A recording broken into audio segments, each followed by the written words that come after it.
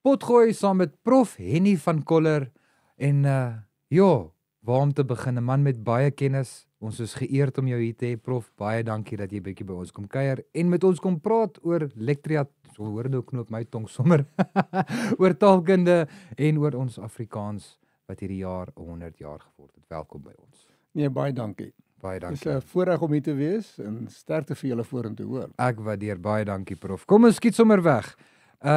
Prof, as mens nou dink oor Afrikaans as 'n taal in geheel en hoe dit oor die jare ontwikkel het. Wat is jou gevoel in sake dit? Hoe voel jy daaroor? Kom ek wil net eers een ding vir jou sê en dit is ons herdenk nie die 100ste bestaan van Afrikaans hierdie jaar nie, maar die 100ste amptelike erkenning van Afrikaans. Dis eintlik twee verskillende dinge, want wanneer Afrikaans ontstaan het, kan geen mens vir jou sê nie.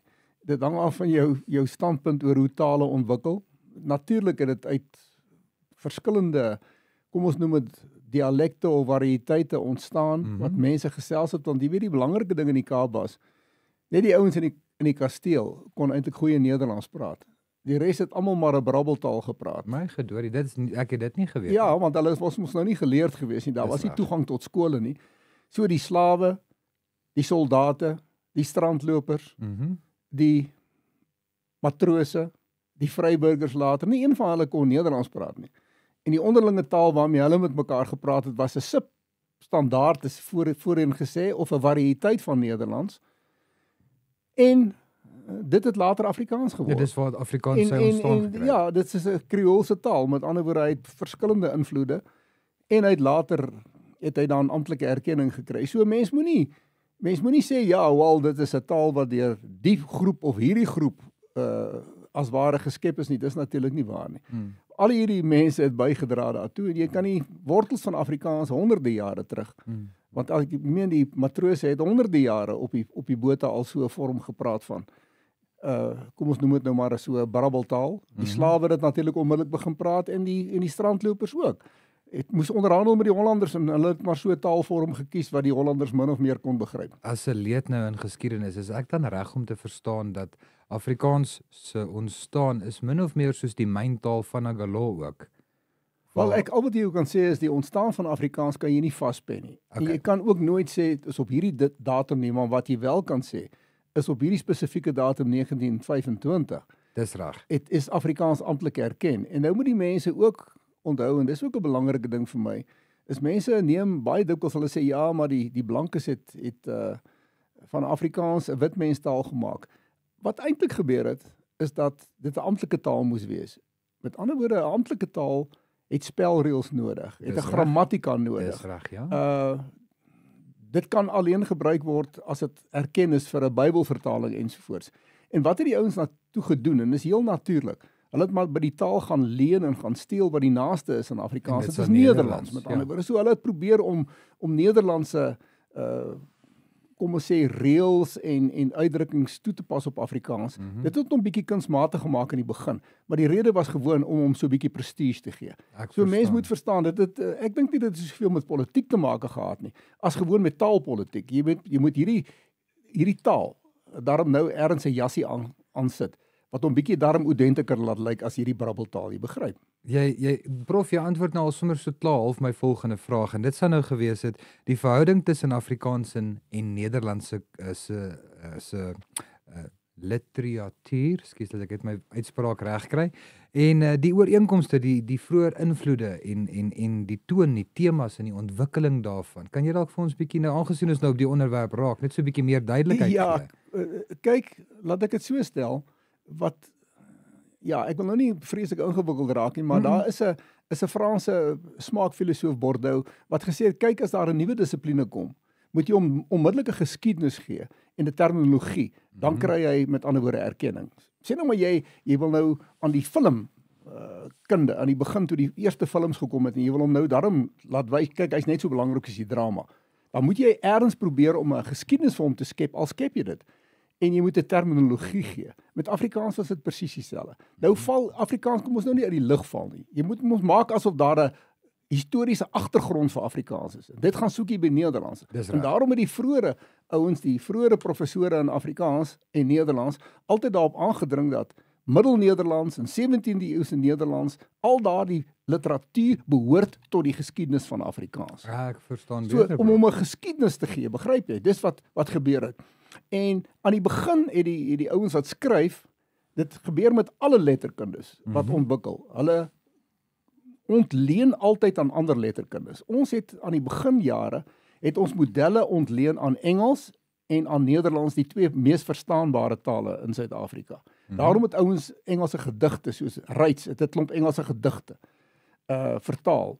As jy nou byvoorbeeld dink aan Tam O'Shanter, wat hy nou vertaal het in Afrikaans. Jy weet, daar's 'n hele klomp voorbeelde en baie van die ander ouens het weer Nederlandse gedigte ensovoorts vir Afrikaans.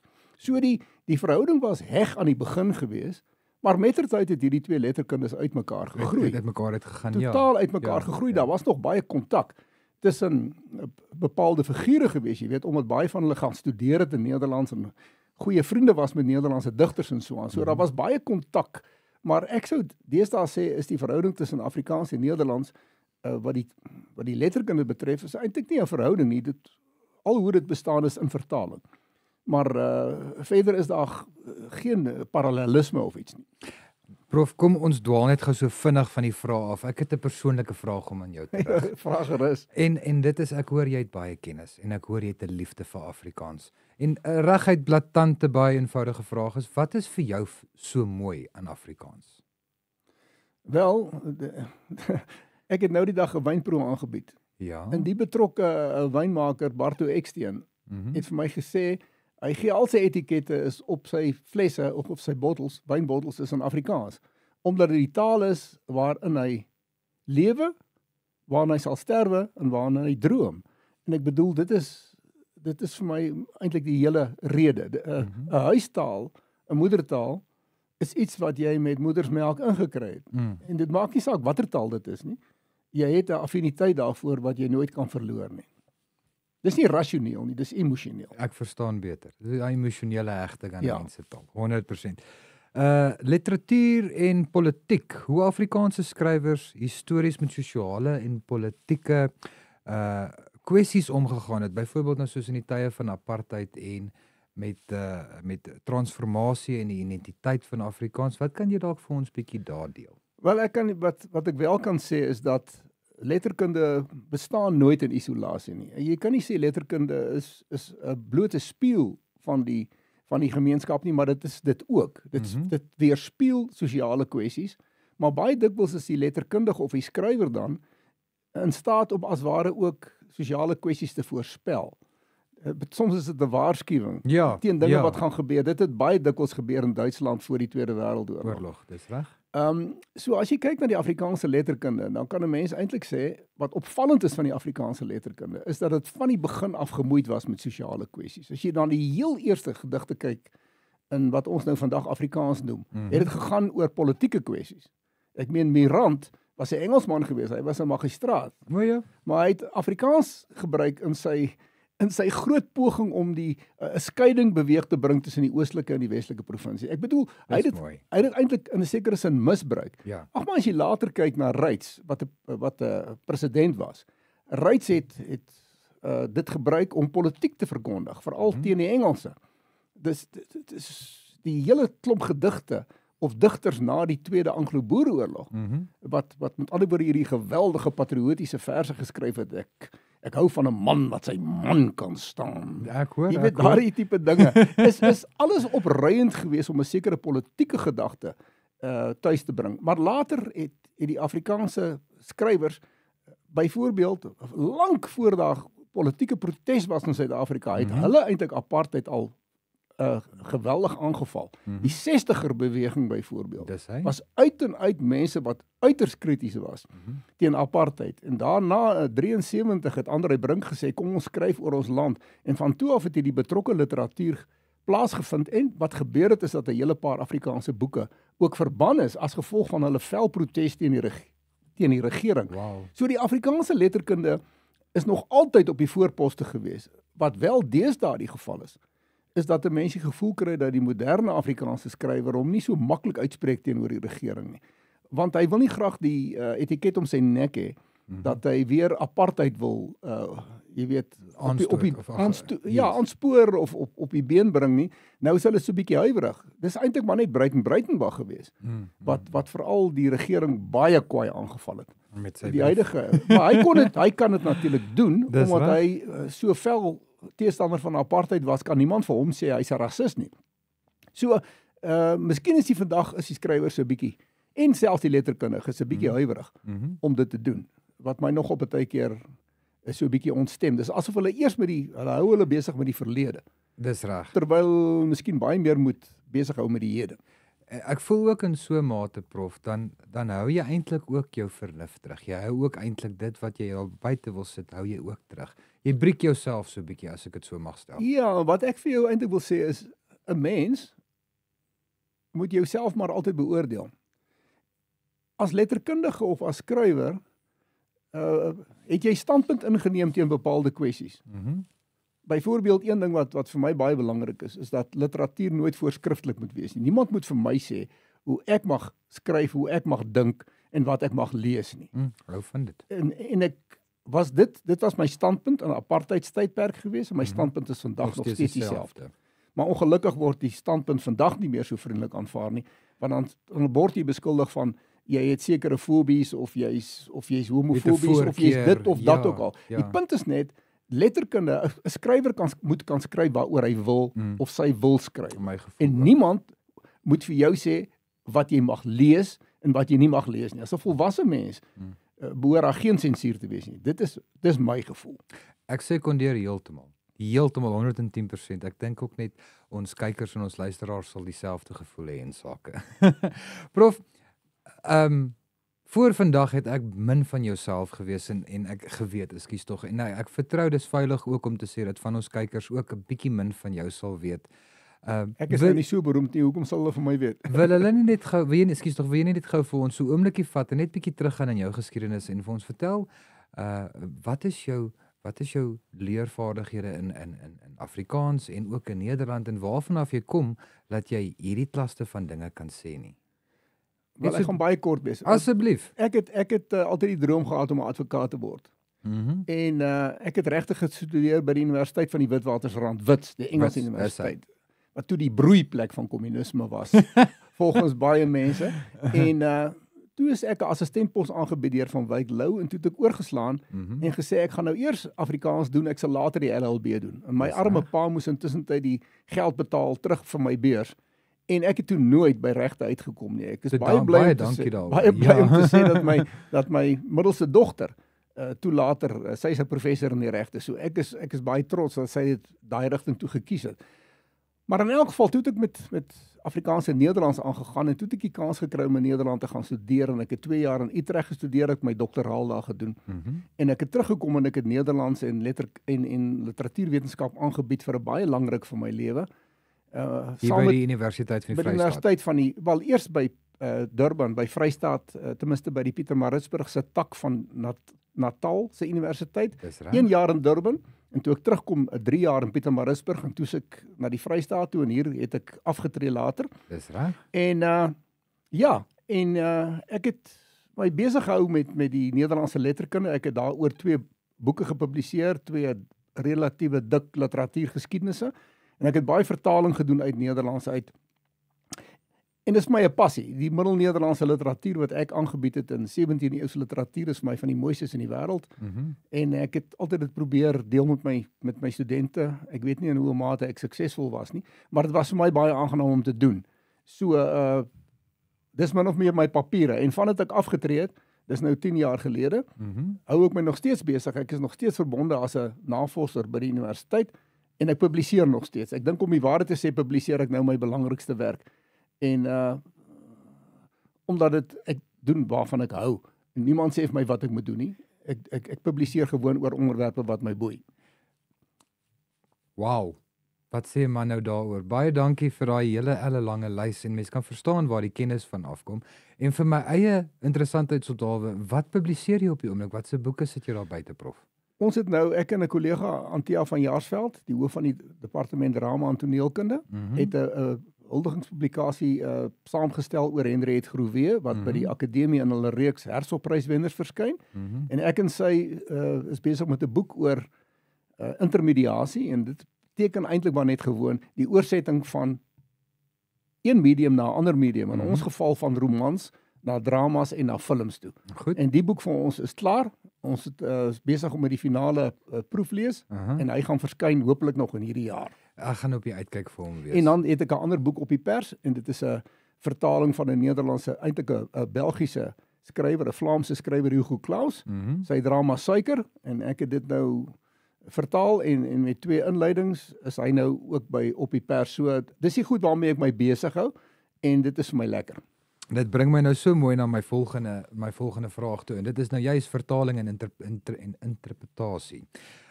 Wat is die moeilik, die kompleksiteit en die vertaling tussen Afrikaans en Nederlands en selfs ook ander tale?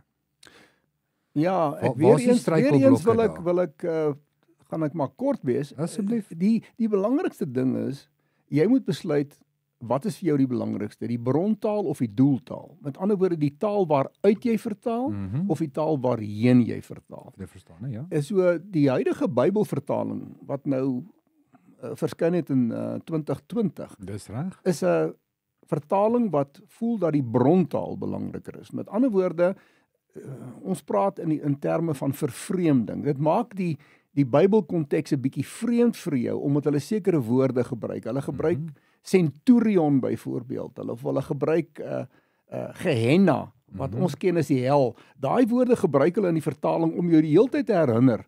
Jy lees 'n teks uit 'n ander era uit. Ek verstaan. En ons moet probeer getrou wees aan die oorspronklike konteks, aan die oorspronklike name van bome en van diere en alles.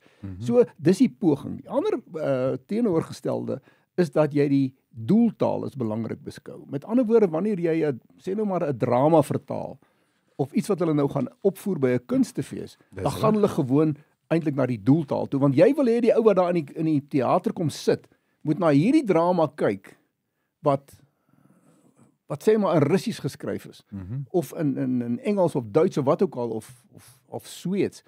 Die ou moet dit kan beleef asof dit in Afrikaans geskryf is. Dit moet natuurlik voel. Dit moet natuurlik voel. Dis Met ander woorde, dan is die term wat ons gebruik is domestikasie of verhuisliking. En dit spreek van self. Jy maak dit, jy verhuislik dit sodat die ou voel dis hy's tuis. Yes. Met ander woorde, tussen daai twee goed, tussen daai twee pole lê vertaling. So jy moet eers besluit hoe jy wil vertaal en dan begin jy met die bepaalde strategieë om te vertaal en dan moet jy ook weet sekere genres vertaal verskriklik moeilik. Dit is baie makliker dink ek. Narratiewe. Wat nou ek het nou alles al vertaal, maar ek dink dit is makliker om prosa en dramas te vertaal as wat dit is om poësie te vertaal. Ek kan dit. Want daar kom rym en ritme en al die tipe goetersprake en hulle sê altyd, jy weet, dit is eintlik geweld wat jy die oorspronklike teks aandoen. Dis altyd 'n verwringing van die oorspronklike. Jy moet aanvaar, jy sal dit nooit perfek kan vertaal met al die handgrepe van die oorspronklike digter nie. Jy moet kompenseer en dan moet jy besluit. Ek kan nie die rym handhaaf nie, maar ek gaan kompenseer met byvoorbeeld om te kyk of ek byvoorbeeld baie interne klankooreenkomste kan kry of so. Dit is nou tegnies, maar die punt is net jy moet aanvaar presiese vertaling van die oorspronklik is onmoontlik. So kom ons kyk hoe kan ek dit die beste doen. Ek verstaan. Prof, en dan in jou eie mening en opinie. Wat voel jy is die toekoms van Afrikaans as 'n taal? Gaan dit verbeter, gaan dit swakker afraak? Jy's nou ook met die jong mense en die nuwe narratiewe wat hulle gebruik, slang for a lack of a better word, ekskuus. Hoe voel jy waarheen is Afrikaans op pad? Ja, weer eens hang dit af van hoe ek voel en watter tyd van die dag jy met my praat. Maar kom ek sê vir jou want dit wissel so tussen negativiteit en positiwiteit. Dis reg. Kom ek noem vir jou 'n paar negatiewe dinge op. Wanneer 'n taal in 'n land bestaan, in 'n omgewing waar daar 'n ander baie sterk taal is, dan moet die taal probeer om homself te handhaaf so ver as moontlik, omdat andersins vind daar taalverskuiwing plaas. So wanneer die jong mense so 'n brabbeltaal praat, mengelmoes. Partykeer hoor ek so 'n sinsnede waar daar een Afrikaanse, dis awesome en en hierdie goed irriteer my grensloos. En veral as mense op programme op die radio nie eers weet wat die basiese bestanddele is waarmee hulle besig hou nie. Hy ken nie eers die basiese goed in sy vak nie. Byvoorbeeld iemand kook en dan praat hy gedurig van kruie en speserye in die Engelse vorm. Hy doen nie die moeite om agter te kom wat is die Afrikaanse benaming van daai byvoorbeeld vir cinnamon. Ek bedoel, is kaneel nou so wragtig so moeilik? So moeilik, ek verstaan. Jy weet of is spek nou so moeilik in plaas van bacon. Al daai goed irriteer my. Maar dit irriteer my nie net nie, maar dit is gevaarlik. Omdat jy gebruik soveel Engels dan, dat dit later, hoekom wil jy dan eintlik Afrikaans praat? Dan is dit mos baie makliker om swaai net oor en doen dit om eerder in Engels te praat. En wat vir my vreeslik opvallend is dat jong mense doen dit met Afrikaans, maar hulle doen dit nie met Engels nie. Hulle praat nie 'n vrot Engels met allerlei Afrikaanse woorde in nie. Ja. Die punt is net, dit beteken, daar's geen respek vir die taal nie. Ek dink dis 'n baie belangrike ding vir 'n jong mens om respek te hê, maar daar's baie positiewe dinge ook. Negatief is ook dat Afrikaans nie meer gebruik word in sy hoër funksies nie. Met ander woorde, wat dit beteken is, jy kry kwaliek Afrikaans op universiteite. Jy kry baie min Afrikaans in die politiek, in die regswese. Daar's 'n doelbewuste poging om Afrikaans uit te skuif op skole ook. Ek meen dit, ons kan van mekaar net sê wat jy wil, ek wil nie politiek praat nie. Maar die realiteit is dat daar 'n geweldige haat is teenoor Afrikaans uit sekere geleedere en dat alles moet gedoen word om Afrikaans te vernietig. Ek bedoel hierdie jongste besluite van die universiteit waar ek my lewe gespandeer het, dat Afrikaanse mense nie met mekaar in Afrikaans kan kommunikeer per e-pos nie, of dat die universiteit dit nie wil doen nie. Dit is onbegryplik. Ek kan nie dink dat iemand so kan wees nie. Ja, en dan dink ek ook aan ander universiteite, waar Rhodes is 'n regtige, egte Engelse universiteit. En daar word dit toegelaat. En daar gebruik hulle nog Afrikaans by gradeplegtighede, daar kommunikeer hulle met jou in Afrikaans. Ek bedoel, regtig. So kleingeestig kan 'n mens nie wees nie. En dit hinder my baie. Kom ons praat liewer oor positiewe dinge. Positiewe dinge is dat die letterkunde gedui. Negatief is ook die sluiting van die koerante. Dit is onbegryplik vir my en wat my betref immoreel. Van die mense om die Afrikaanse koerante te gesluit het. Hulle het hulle geld gemaak uit Afrikaanse mense uit. En nou skop jy hom in die tande. Nou wat nou? So daar is geen Afrikaanse koerante nie, behalwe die Burger. En dit bevat nie meer baie plaaslike nuus nie, so dis baie jammer, is 'n groot verlies wat my betref. Die tydskrifte, Afrikaanse tydskrifte wat nog bestaan, het ook maar 'n opdraande stryd, maar ten minste is dit belangrik. Kunstefeeste is nog belangrik. Dit is groeipunte vir Afrikaans. En dit is tog so lekker. 'n Kunstefees is heerlik. Dit is baie lekker en dit gewoonlik is die gehalte ook goed. En dan natuurlik die jonger mense wat byvoorbeeld die wonderwerke verrig het om 'n Afrikaanse universiteit en 'n Afrikaanse tegniese college of 'n tegniese amper universiteit deesdae Soltech op te rig. Ek bedoel die onderrig is daar van die heel beste in feillose, vleklose Afrikaans. Ek meen akademia groei. Ek dink net dit is mense met 'n visie en ek het respek dat hulle so iets probeer aanpak. Kos baie geld. Ja. Baie moeite, maar ten minste is dit positiewe dinge. Maar jong, as daar nie taaltrots is nie. Jy moet trots is ook gevaarlik. Ek bedoel, jy moet nooit hubris hê nie. Jy moenie met ander woorde arrogant wees oor iets wat jou eie is nie. Maar wat jou eie is, moet jy koester. En hy moet na in jou hart wees. Jy moet dit koester soos jy jou eie wortels koester. Jy hoef nie ander mense te haat of iets nie, maar die punt is jy kom van 'n plek af. Jy het 'n agtergrond, elkeen van ons. Jy dra 'n naam. Dis reg. Wat baie keer ook 'n betekenis het, want dit is vernoem na iemand in jou voorgeslagte. En jy moet trots wees daarop. Jy moet dit koester en jy moet op 'n manier optree, né? Om te wys dat jy respek het vir dit wat jy eintlik pasella gekry het. En dis hoekom dit vir my belangrik is dat mense taaltrots moet hê. Ek verstaan, prof. En jy weet daar's maar min dinge vir my so mooi. Ek kan myself kry om aan iemand se lippe te hang wat Afrikaans mooi gebruik, want ek wil sommer net sê praat nog, wil nog hoor, praat nog. En prof, dan om net sommer die ding so 'n bietjie ligter gou te maak.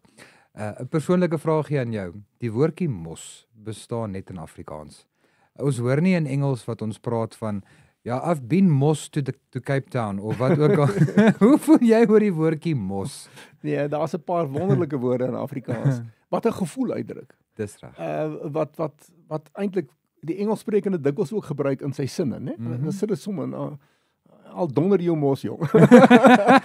Hoorie so wat ek eintlik dink ook is dat Afrikaans het die etiket dat dit 'n baie eenvoudige taal is. Ek dink grammatikaal is dit eenvoudiger as byvoorbeeld Nederlands en Duits, omdat dit nie daai verskriklike verlede tye het en vervoegings en verbuigings nie. En sulke lang woorde. Maar Afrikaans is baie moeilik om perfek te praat, omdat dit is 'n taal van registers. Jy weet, daar's 'n mooi grappie. Vertel asseblief. En dis 'n ou wat gevang is destyds hier in Bloemfontein wat 'n vinnig gery het. En toe sê hy bel die professor in Afrikaans, hy sê hy wil nou graag 'n briefie skrywe want hy wil sy die boete wil hy nou verlaag kry. Nou hoe moet hy begin? En hy sê is dit nou waarde heer of is dit nou geagte heer? Hy wil nou net hoor. En die professor sê van hoe vinnig het jy gery, jong? Hy sê ek het 120 km in 'n 60 km sone gery. Dis nie meer geag En die professor sê ek dink jy moet liewers begin met liewe heer.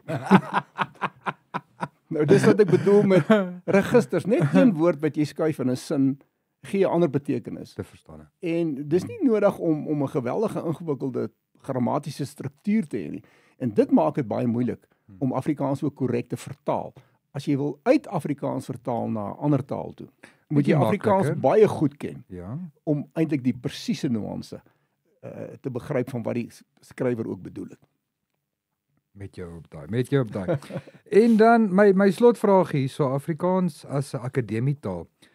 Moet mense steeds in 'n onderrigtaal en 'n tersiêre instelling Afrikaans gebruik? Ons het nou so vinnig daarin geraak waar jy gesê dit is nie so nie, maar ja, ek dink is een ding wat 'n vreeslike mite is in die lewe, is dat 'n mens na 'n Engelse skool toe moet gaan om eendag in Engels te studeer. Dis natuurlik die absolute grootste onsin wat daar is.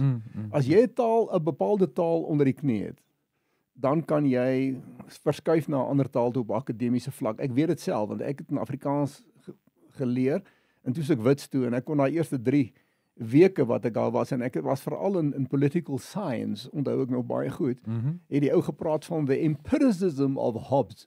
En dit het my 2 maande gevat om enigstens agter te kom wat dit beteken.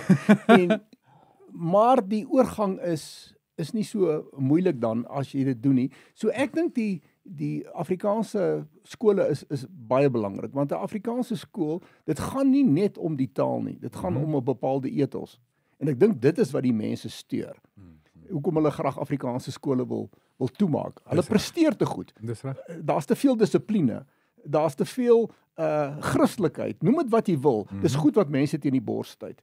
En ek dink die belangrikste ding wat ons energie aan vandag moet wy is om te sorg dat Afrikaanse skole kan staande bly met hierdie Bella wetgewing wat eintlik 'n geweldige gevaarlike wetgewing is. en hopelik dat daar nog ander Afrikaanse hoër instellings gaan kom, want ek dink dis belangrik om jou taal, selfs 'n dokter, ou wat 'n mediese opleiding kry, deesdae in Engels, of 'n dominee of watter rigting ook al, behoort te sorg dat hy sy terminologie in Afrikaans goed ken, goed onder die knie het. Dis reg. Dan sal hy, want hy in die eerste plek bedien hy 'n gemeenskap, en baie dikwels 'n Afrikaanse gemeenskap, en hy skuld hulle dit. Dis 'n mooi manier om dit te stel, en hy skuld hulle dit. Ja, om in mooi Afrikaans te praat. Dis in Nederlands deesdae 'n baie groot kwessie. Die Nederlanders, hulle lyk so asof hulle so nie omgee oor hulle taal nie, maar hulle hamer dit deesdae vir die ouens in. Julle kan in Engels studeer, maar as julle werk, of julle kom werk in Holland, dan onthou dan die taal hier is Nederlands. Dis reg, en dan moet jy dit korrek gebruik. Jy moet dit korrek gebruik, en jy moet dit ook in jou werksplek. As jy met 'n mediese dokter is, moet jy dit met jou pasiënte korrek gebruik. Nie net skuld jy hulle dit nie. As jy weet wat dinges beteken, decorum, met ander woorde die regte manier van optrede, dan is dit net doodgewoon hoflik om dit te doen. Moeilik om teen logika te stry, hè? Moeilik. Prof Henny, man van Inbors, ek sê vir jou baie dankie. Dankie vir die feit dat ons nog steeds jou jare, dekades lange kennis nog steeds by ons by die universiteit in kry. Die boeke wat jy vir ons sal vrystel. Dit is iets wat 'n mens nie kan weggooi nie en ons sê vir jou dankie daarvoor. Dankie dan ook vir die feit dat jy vandag hier by ons kom sit het en jou kennis met ons gedeel het. Maar dit was nou werklik waar vir my 'n aangename voorreg gewees om met jou te sit te gesels. Dankie Jean-Luc en baie dankie dat jy baie goeie vrae vir my gevra het en dit 'n aangename gesprek gemaak het en sterkte met julle radiosender vorentoe hoor. Waardeer, baie dankie prof.